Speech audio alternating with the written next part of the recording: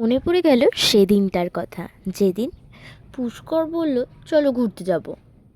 আমারও ইচ্ছে হচ্ছিল, অনেক দিন তো কোথাও যাওয়া হয় না।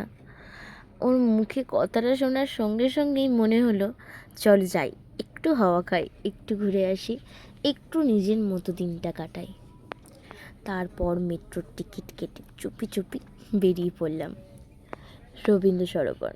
মেট্রো স্টেশনে পৌঁছেও গেলাম, একটু ভিডিও করলাম। তারপর দুজনে হাঁটতে হাঁটতে চলে গেলাম লেকের দিকে। সেদিন প্রকৃতিটা যেন একদম অন্যরকম ছিল।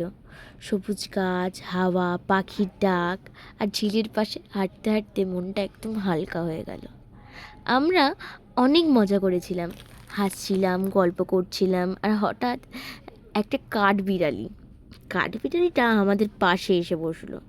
যেন ও আমাদের সঙ্গে হাঁটছিল, খেলা করছিল, গল্প করছিল। আমরা যেদিকে যাই ও পৌঁছে যায়। মানে এত মিষ্টি লাগছিল সেই দিনটা। ঠিক তখনই ভাবলাম, না, একটা ব্লগ তো বানিয়েই ফেলি, যাতে পরে ইউটিউবে থাকলে আমরা দেখতে পাই যে সেদিনটা কত সুন্দর কাটিয়েছিলাম।